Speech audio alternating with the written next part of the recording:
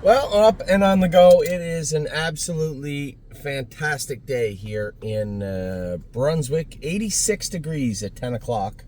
I've been up for a bit, but I was responding to some emails, and I wrote the header email for today's videos. I still have to do the opening. I want to talk about the brood mares a little bit and the yearlings, but I do want to talk about last night.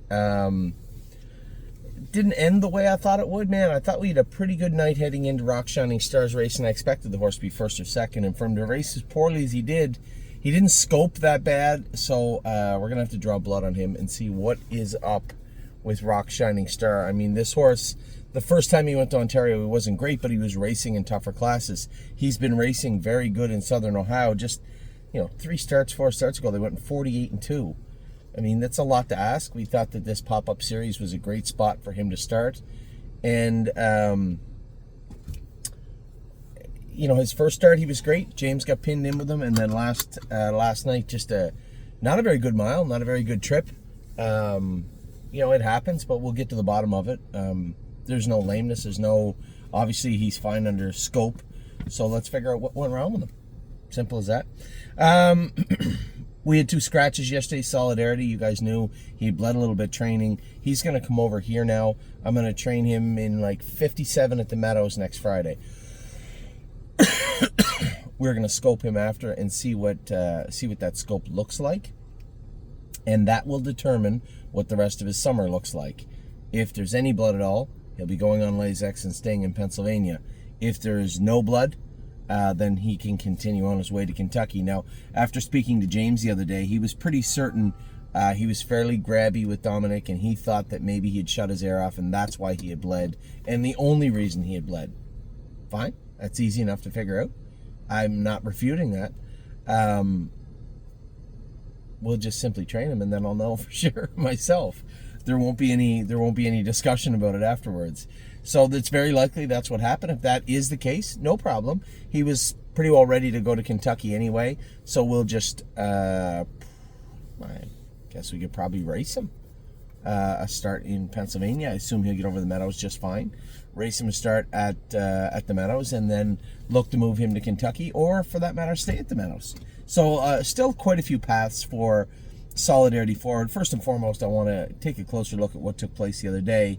And then, not that I don't trust James, I do, but trust but verify. So I want to make sure on Friday we know what's what with Solidarity.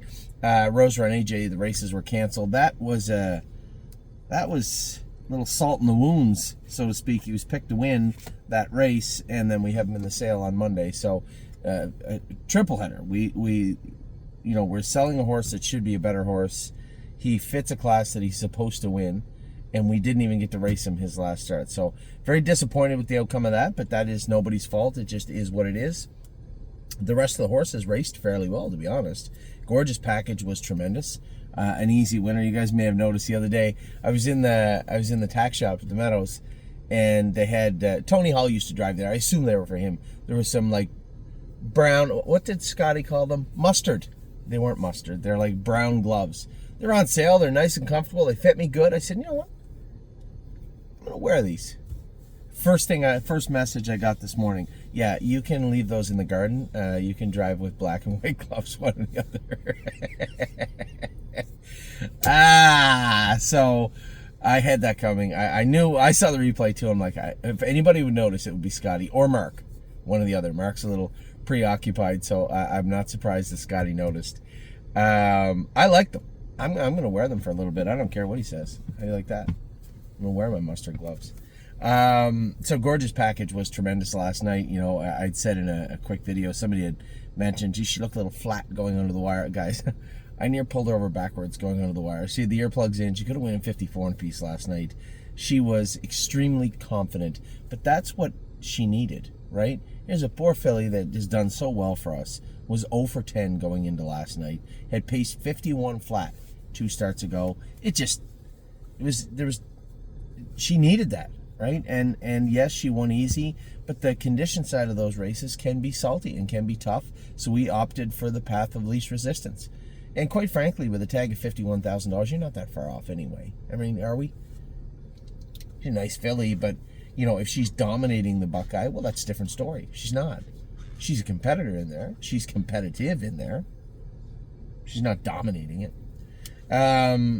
Freedom Hill, a little flatter than I'd like to see. And maybe not flat. Maybe that's not fair. She tried a 56 in a piece. Maybe that's what she can go. I don't know. It just felt to me she was in a good striking position.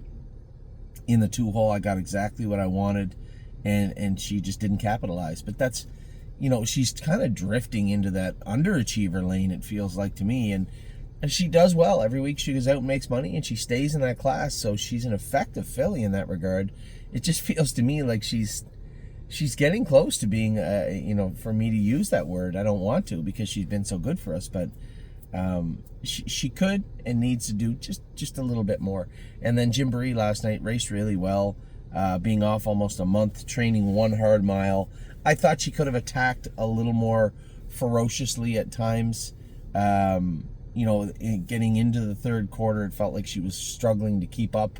She caught up to recover, and both the horses seemed done on the front and first over. I flipped her 3 high, and she kind of hung out there, and then ended up not even going by the horse in the 2 wide path. So in that regard, I'd say didn't race well. But you look at it from the other side, hasn't raced in a month. They went in 57-4. She got into the race, she attacked, she raced okay. There's 2 ways to look at it, right? Depending on how full your glass is, so to speak. But I was not disappointed with Gymboree. I wish and thought and hoped she could be a little bit better than this, but again, off a month with 1 training mile, a little hard to judge Gymboree. I thought she raced okay last night. So first, third, and fourth we got through with last night. That's fine. Tonight we get Highest Honors, Neptune, and Greatest Ending, 3 horses that have shots. Outside post to the Highest Honors. Now I'm not going to get away 8th. I'll probably get away 4th, 5th with Highest Honors. I think regardless, he's got. I just don't want to. This is a tricky one. I don't want to wind him up at the gate because then he can get a little crazy too, right? He's going to be a little warm on his own. I can let him pace out and put him in a position, but I don't want to wind him up because he can really blast off the car. And then you're going to have a horse that maybe wants to do that next week in the next generation, which could be a problem. I need him to be focused and smart next week.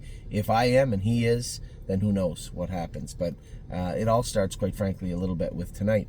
He was very good last week, but just coming off the car, he can be a little warm sometimes. Neptune. This horse is growing on me. What is this class? 12-1. I don't like the looks of that. That's the optional 5,000. These middle classes at Northfield are tough. Well, they're tough everywhere. Neptune. What do we draw though? What do we draw? Post 9. I don't like that either. So we have the trailing post. We'll see how we work out with that. And Greatest Ending. Yes, he hasn't raced in a month. He is tight coming in. He's a classy old horse. I don't think that's going to bother him. It looks like we're in the backup class maybe, or the class below that. 9-2 morning line. See if we can do some damage with that. Now, ooh, they got Tuesday up. They got 6-1 morning line. Really? I think that's ridiculous. Gaslight Hall, 10-1. I told you guys that's likely what he'd be.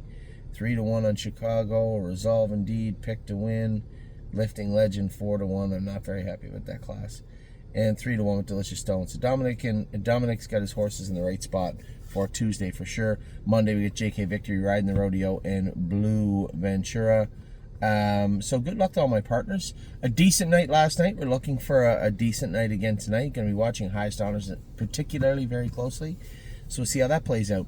Anyway, I hope your weekend is shaping up good. I'm going to finish your videos right now and get to breakfast with Ava. We're going to First Watch. Take care.